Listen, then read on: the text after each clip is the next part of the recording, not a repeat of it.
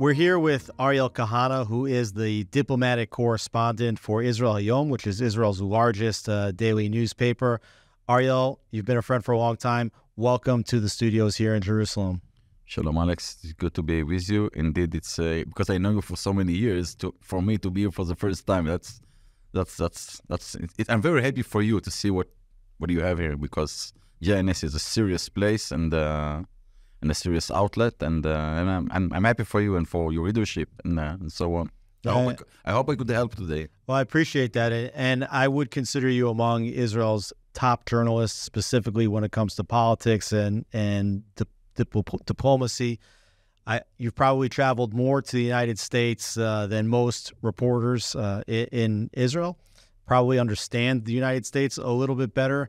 I think that many Israelis don't really understand a lot of the political trends in Israel. Would you agree with that sentiment?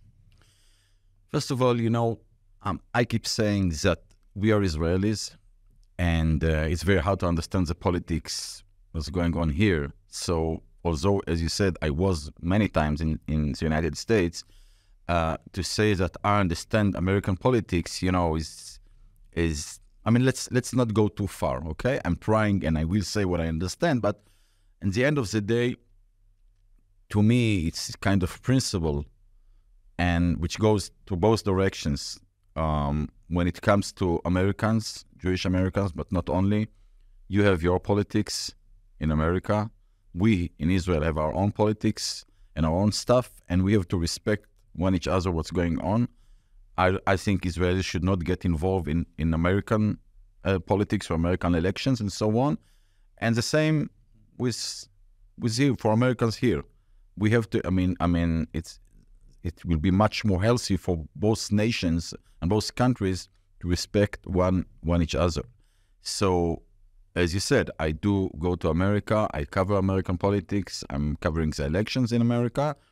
But still, I have to know that I must keep some distance, because I'm not American, I'm Israeli. Sure. I mean, that's a big question. And we've seen that Americans, both politicians and American Jewish community, have actually tried to influence political decisions in Israel. You're saying clearly that Israel has no desires to influence American elections. I think I understand that. But how important is it for Israelis to understand the political trends? Because as a nation that has been somewhat dependent on the United States, as you well know, and you've written about, if you don't understand the trends of what's going on in the United States, it can actually influence your policies in a way that could either be very positive or very negative.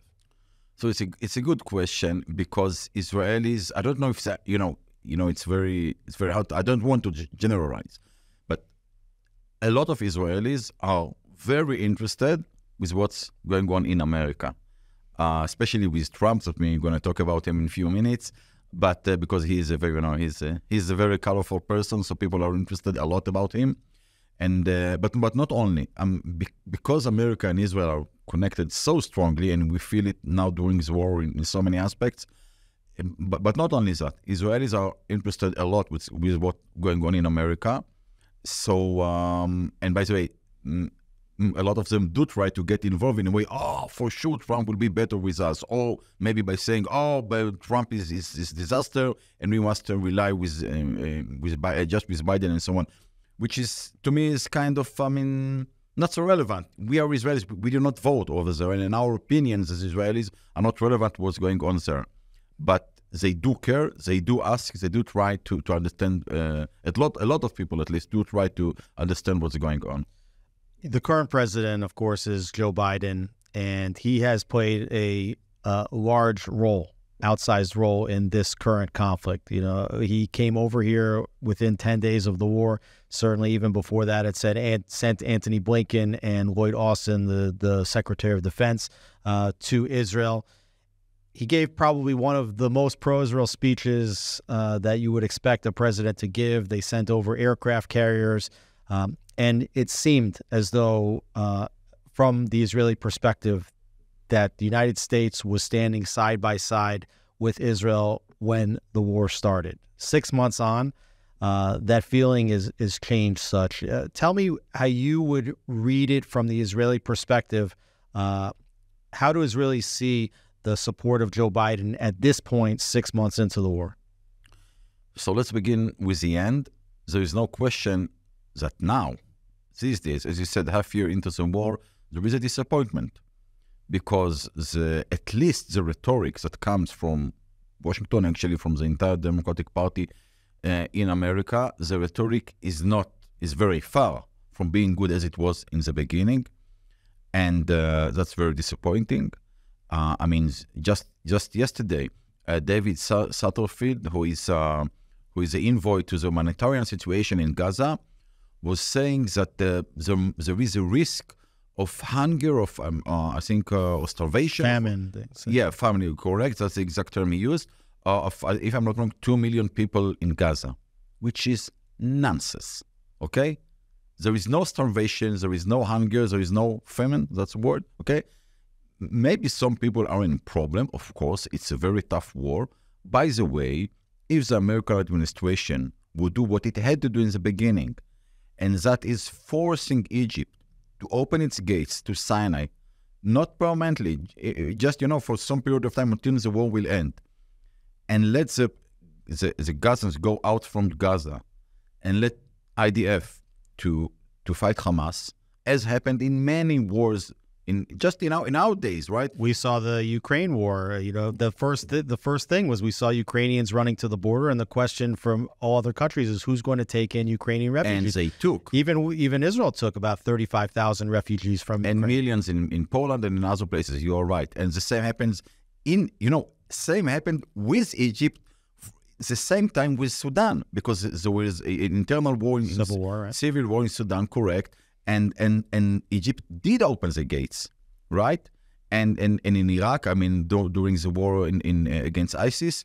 So in other words, if Blinken would have done what he had to do and would not involve in political risks, because to me it's very clear, they didn't want to lose as if the Palestinian cause. Right, that's the exact word. So, to me, that's the explanation why it didn't happen. They could push Egypt about that. They didn't. So, in any case, going back to our days, of course, there is a disappointment, and I have a lot of good words to say about Biden, and as a person, as a Zionist president, his heart is in the right place. To me, he's the last person in the administration, maybe, who I mean, if it was depend only on him, I'm sure we were in a much better place. But he's what it is. Maybe we'll touch it in a minute. But there is no question that his rhetoric and all other statements coming from the administration is very problematic, because they give legitimization to lies about Israel. I mean, this kind of talk that they legitimize the talk as if there is a mass murderer in Gaza. I mean, it's nonsense. So it's very disappointing. Now, I just one sentence about. I mean, I want to tell you a short story about, maybe 2 short stories about Biden and why I do see him on personal level in a positive way. I was about, I think, 2 or 3 years ago, I was covering a visit of President Herzog to the White House. And there is those moments you come, I mean, a group of good journalists coming into the Oval Office, and the presidents, in this case, were waiting for us and so on. So I was one of the Israeli reporters who came in, and Biden, he was standing, I remember it very well. And then he saw my yarmulke, he saw my kippah. And you could see his eyes were flashing, were barking, right? Lit up. His eyes lit up, yeah. Exactly, okay, thank you. My English is not perfect. So you could see the joy when he saw a Jewish guy, because I was the only one he could recognize. He didn't know me, right? He has no idea who I am. But it's because I'm Jewish, okay? And I remember this moment very well. But I want to jump 2 years forward to the last meeting Bibi and Biden had 3 weeks before the war. Biden was saying there a very important sentence, and it catched me before the war. he was saying, again, before the war, that if there will not be a state of Israel, no Jew around the world will be safe. And I found before the war this sentence to be very deep, and it told me where his mind, maybe where his heart is. Now, again, the place where we stand now is very different, especially about the rhetoric, because the practical support by the administration is almost the same place. The ammunition is still coming. Unless one mistake with the UN, they keep support us in the UN up until now. But you're right. We are moving. It's a risk that might not be there in the future. Is a reason. You are right. I mean, we are not in the same place as well. To me, it's the rhetoric, the negative rhetoric is taking over the policy. Well, tell me from your view, how important do Israelis view the American support? Like, how much does that mean to Israel? A lot. Because everybody understand that I don't like the word depend, but we need America a lot for political support and for military support. And it's not just a phrase, it's very practical when it comes to war. I mean, unless he was sending all this military support during the war, I don't know where we were. And, it's also kind of military secrets. I don't want to go into it. But of course that we were in a much worse shape unless he would have done what he did. So the practical policy is still, let's say, more or less okay, but the rhetoric is very negative, very problematic for now and for the long run as well, because they let those lies, as if the Jews are killing, thousands of innocent Palestinians in Gaza, which it's a blood label. Blood libel, yeah. Okay?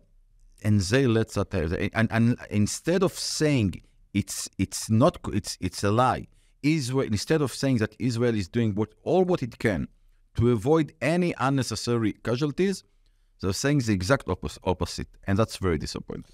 Now, the Biden administration has made it abundantly clear that they are unhappy with Benjamin Netanyahu. I think in previous administrations, including the Clinton administration and the Obama administration, everybody understood that they didn't want Netanyahu in office, even maybe contributed to efforts to try to get him out of office. But now what we're seeing, it's a frontal attack on Netanyahu. And certainly in Israel, the opposition has been stating that the problem too is Netanyahu, and furthermore that it was Netanyahu that has ruined the relationship with the United States.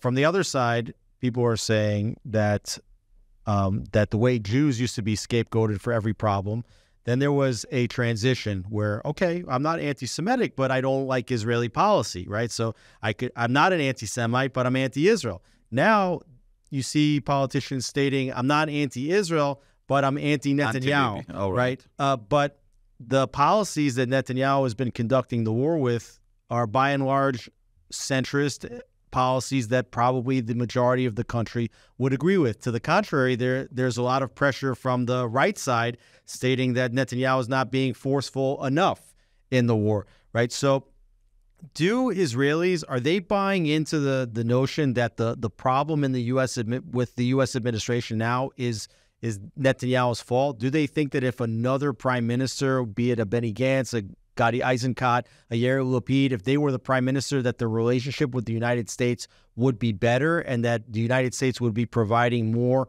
support to Israel than it's doing now? Well, again, we cannot generalize because it's 9, maybe 8 million Jews, and maybe 18 million views. So I don't know, but let's put it this way.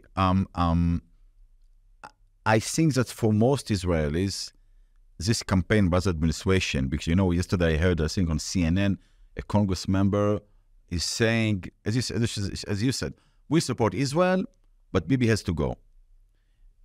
Which to me is, I mean, how dare you? I have my own opinion about Netanyahu. I'm critical of many things he did and didn't do.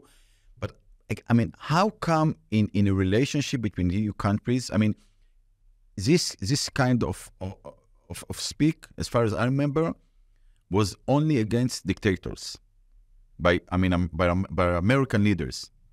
I mean, he was elected in a democratic process. He got the support from the people. He, by the way, he did a unity government. He's supported in a unity government. And by the way, he still gets quite enough power according to the polls. Now, again, I have my opinion and my critique, and if you want, we will go into it. But America has, and no other country has no right to get involved in Israeli politics. That's my opinion. And I have a disappointment for Biden. I think for most Israelis, what he is saying, I mean, the administration, is not so much damaging Netanyahu, and if at all, it helps him. Because we don't want others to tell us what to do. And for a lot of Israelis, as much as Biden and other democratic officials are going on his head, on Bibi's head, it is just pushing a lot of people to support Bibi even more, because they say if they are going against him so strongly, maybe he's doing the right thing. And for example, Netanyahu, he was demanded by the administration, to recognize the Palestinian state. A few months ago, during the war, he refused. And in other aspects, so if they really want Bibi to go, they shouldn't attack him on personal level, because to me it just brings the other result from their point of view. Well, Netanyahu claims that the reason why he's getting so much pressure is specifically because of that example that you gave, that and others, yes. that the U.S. administration has made it very clear that they want the outcome of this war, the outcome of the horrific October 7th massacre, to be a fast track into a two-state solution, the creation of a Palestinian state, something which Netanyahu in recent years has really stood in the way of. And if you look at Benny Gantz, who right now would be leading in the polls as the main challenger to Netanyahu, when he was the defense minister in the previous government, when Netanyahu was out of office for a short period of time, Gantz actually invited Mahmoud Abbas to his home in Rosh Hashanah, which was something that was unthinkable to many in the country. The Holocaust denier Mahmoud Abbas, who didn't condemn the October 7th attack. Right. And Yair Lapid was prime minister for a period of 6 months in a rotation agreement with Naftali Bennett, which barely lasted for a year and a half.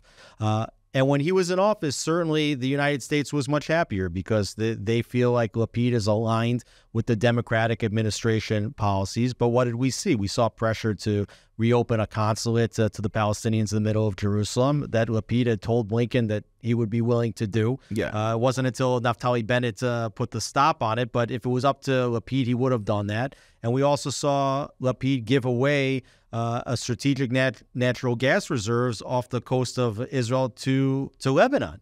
And we were told that this was going to avoid a war with Hezbollah, which now we see was the opposite happened. Exactly. So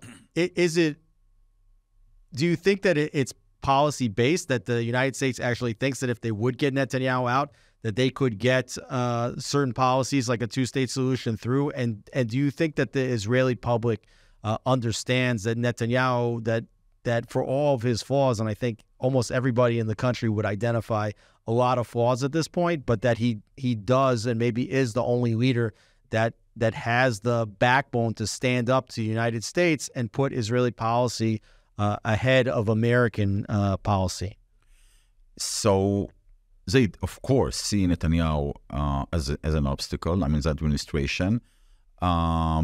And maybe they are right. I mean, as you said, he is standing. It was not. I mean, during just about those 6 months of the war, it was not only the two-state solution that he refused to support.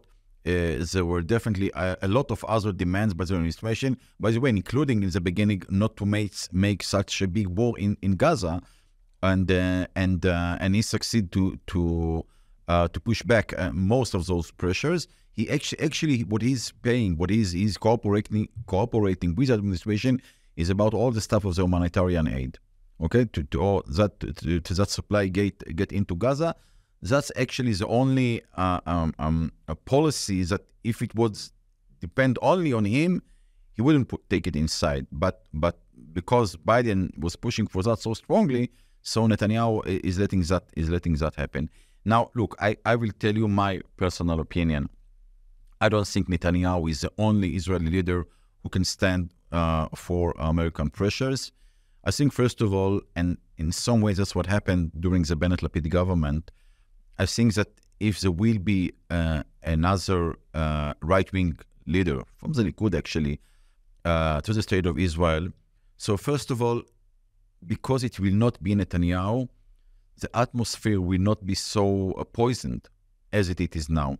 He will get some credit, at least. I mean, this new prime minister, or whoever it's going to be, he will get at least some credit in the beginning, and definitely after this tough war, which is not ended yet, to take the steps he sees. I mean, this new prime minister, if we will have such one, I don't know, but he will get some credit in the beginning, at least in the beginning, and you do have people in the Likud, which, as far as I know, their ideology is some of them are actually more leaning to the right than Netanyahu, and his legacy, and Begin legacy, and Yitzhak Shamir legacy. I'm talking about prime ministers from the Likud, was to stand for Israel interests when it is needed, and I'm sure that other Israeli politicians can do that. Now, what's going to do? I mean, that's my opinion. Whether enough Israelis will understand it, I don't know. I mean, as you said, now Benny Gantz is leading in the polls, and by the way, Benny Gantz is, I mean, on inside the rooms, Benny Gantz is arguing with the administration about many topics, just like Netanyahu. He's not taking it publicly, but inside the rooms. And in this case, he did say it publicly. Ben Gantz was also saying to Blinken and Biden that we will have to go to Rafah, for example, right? So he's not. I mean, his arguments. It's not a fight, but when he push back with the administration, he's not making a political capital of that. And by the way, that's the reason. One of the reasons why the Americans are angry with Bibi, because Bibi is taking those fights outside and making some political capital of that, and they're angry with that. So Gantz is doing it more silently, but it's not that Gantz is surrendering to whatever Biden is telling him to do. Is that enough? I don't know if that's enough. I mean, I would really like Gantz to say publicly, two-state solution is not a solution, it's a disaster.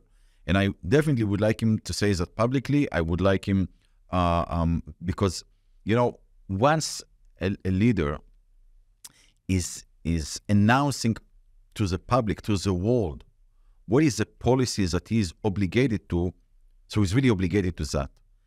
As long as he's not that clear about that, ambiguous. Foggy. Yeah. Exactly. Ambiguous is okay. To me, it's not enough.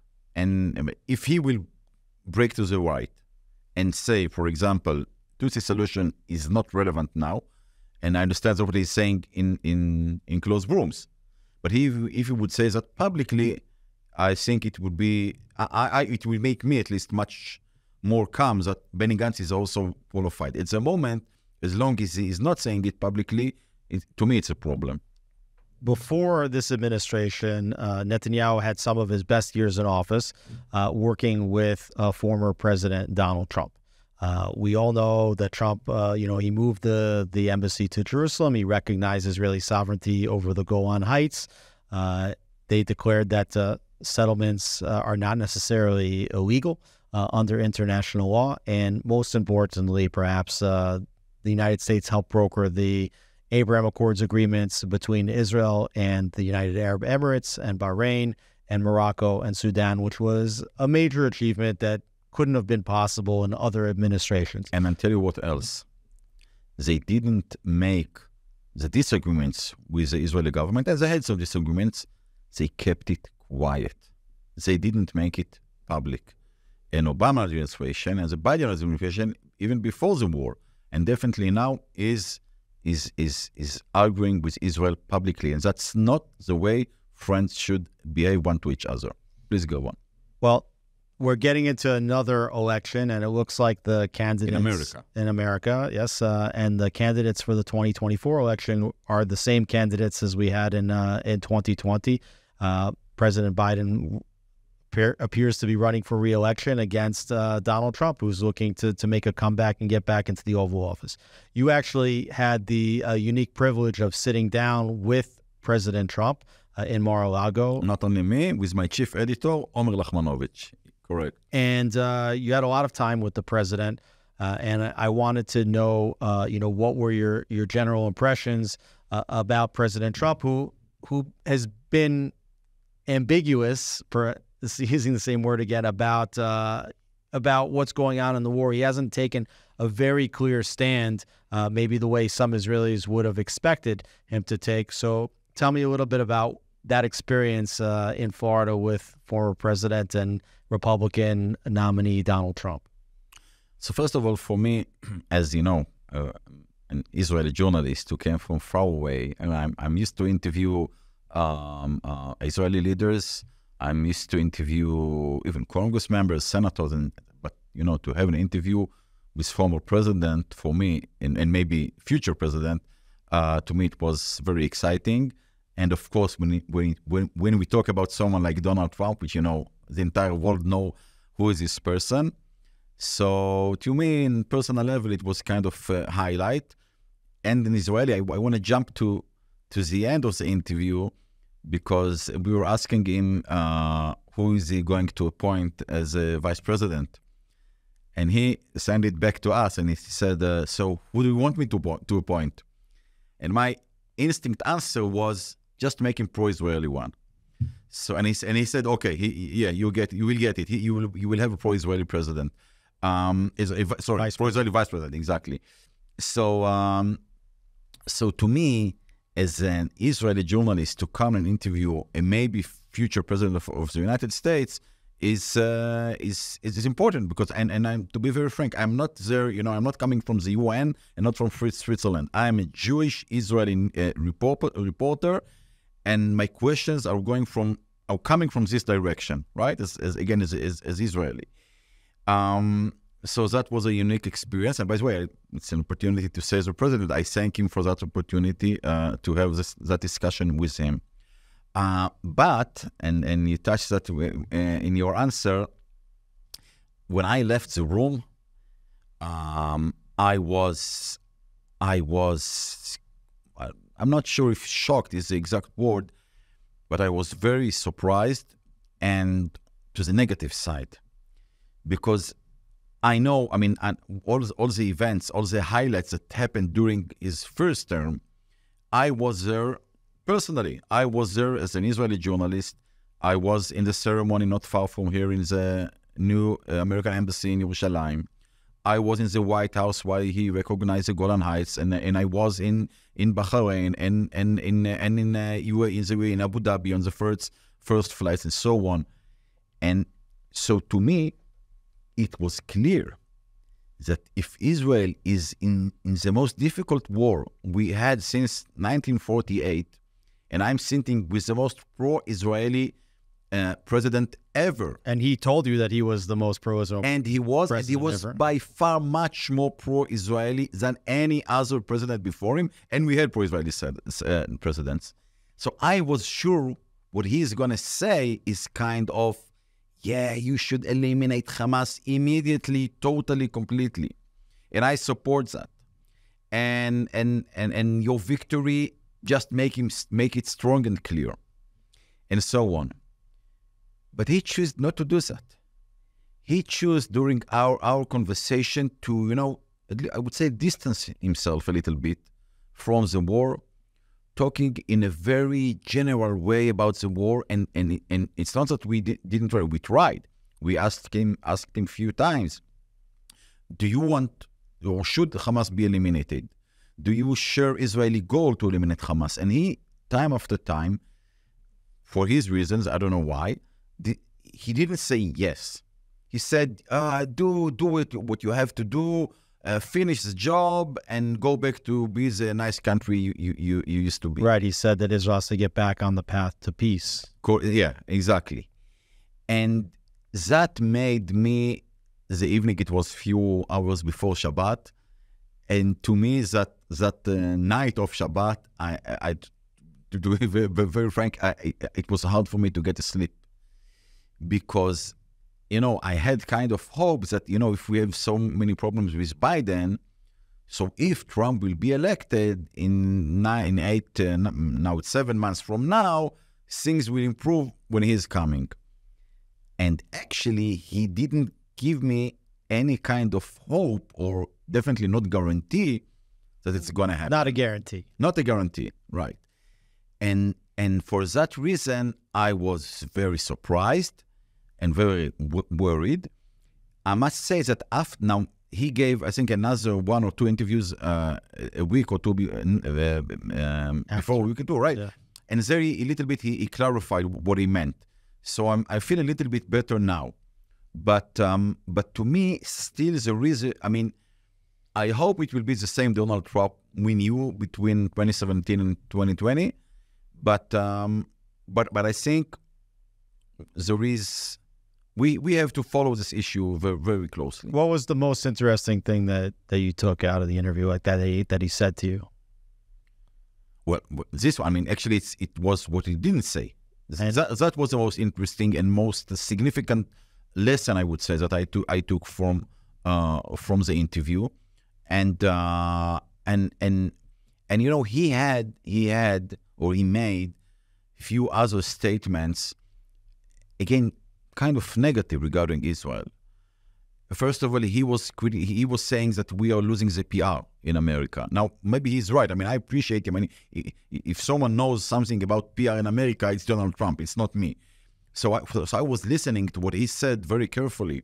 And by the way, when I came back here to Israel and saying, hey guys, listen what Donald Trump is telling us. He's telling us here in Israel we are losing the PR war. So people here, they didn't want to listen. They didn't believe. They didn't want to listen. Ironically, that kind of statement actually hurts the Israeli PR, when he could have taken the platform that he was given in your interview to say things that would aid the Israeli PR, to say things like, I know what the Biden administration is saying, but any normal and decent person would understand that what Israel is doing is the right thing. But he chose to criticize the PR, but not to give you something that would improve the PR. So you're right. And for him, that's what to me, this critics was not a campaign message. Mm-hmm. It was, I think, what he said regarding that, the PR, is something he really believes. And to me, it was a message for Israel that even the Republican nominee is saying, hey guys, you are in a problem. Stop releasing those videos of buildings falling on people in Gaza. Of course, Israel's not the only one putting out videos, right? There's journalists inside Gaza. Everybody in Gaza has a cell phone. Israel has not turned off the internet there. Al Jazeera is reporting from there. There's lots of pictures that are going out from what's happening in Gaza. But he was referring to what the IDF spokesman is releasing. I don't know. In any case, you are right. He could, and that's another reason why I went on to worried, because that was another negative message, right? As you said, he could choose and say, okay, nobody who cares about what's going on with this, civil population in Gaza. Do what you have to do. As you said, he chose to say the opposite. And the second message he gave, which was very worried for me, is saying that Israel, I will quote him now, he said 15 years ago, if an American politician was criticizing Israel, his political career was done, was finished. And today, that's what he said, it's almost the opposite. Now, he was exaggerating to both directions. There was critics of Israel 15 years ago, and today it's not the opposite. I think the vast majority of Americans and American politicians still support Israel.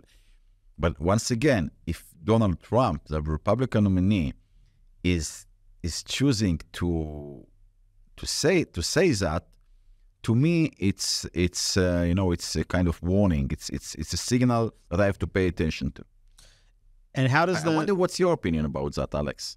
How do you see those remarks? If I can ask questions to you, I don't know.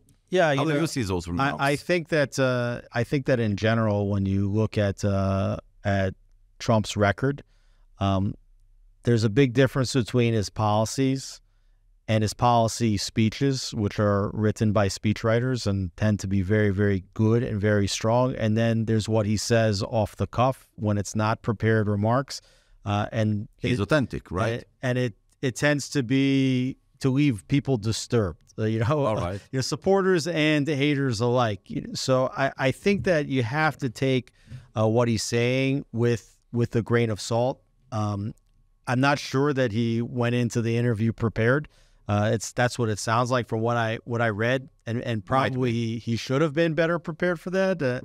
And Israelis would have hoped, like you said. I think that you're expressing a hope, because when we see that the Biden administration is not giving the support that Israelis hoped that they would give, as you just said yourself, that Israelis hoped that at least the Republican Party would rally around core messages that would be supportive of Israel.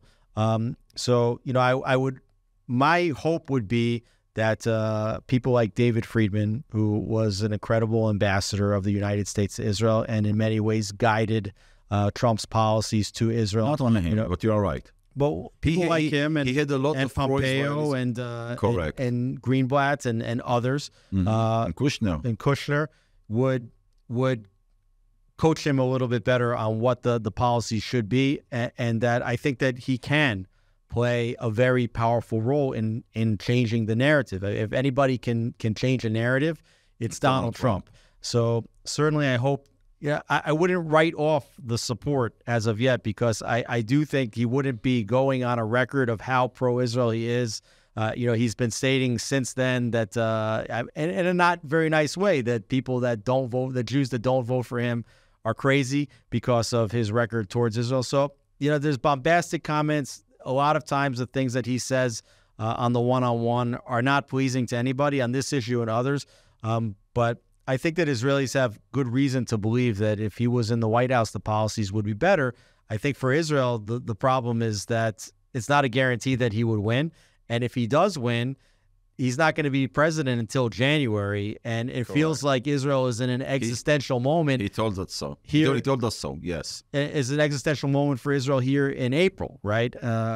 And 6 months into the war, and Israelis and Americans and the rest of the world not certain if Israel has what it takes to actually go to the finish line and finish this war.